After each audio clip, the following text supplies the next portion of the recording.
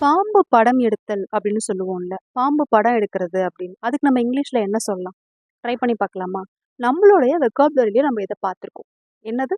Snake hood அப்படின்னு சொல்லலாம். Snake hood அப்படின்னா என்ன அர்த்தம்னா, பாம்பு வந்து படம் எடுத்தல் அப்படின்னு அர்த்தம். நெக்ஸ்ட் பாருங்க, நம்ம கோவில்களுக்கெல்லாம் போனோம்னா, நம்ம திரிசூலம் பார்ப்போம்ல. சூலம் அப்படின்னு சொல்லுவோம்ல. அத நம்ம இங்கிலீஷ்ல என்ன சொல்லலாம்? ட்ரைடன்ட் அப்படின்னு சொல்லலாம். ட்ரைடன்ட் அப்படின்னா திரிசூலம் அப்படின்னு அர்த்தம்.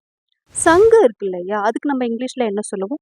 ப்ராபப்ளி இது நெறைய பேருக்கு தெரிஞ்சிருக்கும் அப்படின்னு நெனைக்கிறேன். இதுக்கு நம்ம இங்கிலீஷ்ல கான்ச் அப்படின்னு சொல்லலாம்.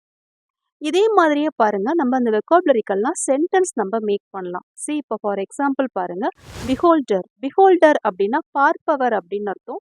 நான் அதுக்கு ஒரு சென்டென்ஸ் மேக் பண்றேன். அதுக்கப்புறமா உங்களுக்கு இத பத்தி ஒரு கிளியரான ஒரு ஐடியா கிடைக்கும். Beauty lies in the eyes of a beholder அப்படின்னு சொல்லுவோம். என்ன அப்படின்னா, அழகு அப்படிங்கிறது பார்ப்பவர் கண்கள்ல தான் இருக்கு அப்படின்னு அர்த்தம்.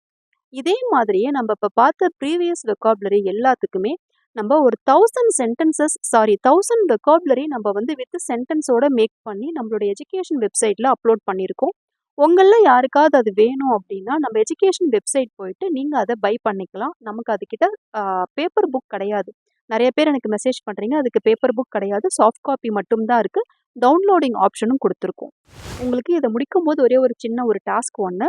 கன்னத்துல குழி விடுறதுக்கு நம்ம இங்கிலீஷ்ல வந்து டிம்பிள் அப்படின்னு சொல்லுவோம் இல்லையா? அதே மாதிரியே தாவங்கட்டையில குழி விழும்ல. அதுக்கு நம்ம இங்கிலீஷ்ல என்ன சொல்லுவோம்? இதுக்கான ஆன்சர்ஸ எனக்கு காமெண்ட்ல சொல்லுங்க.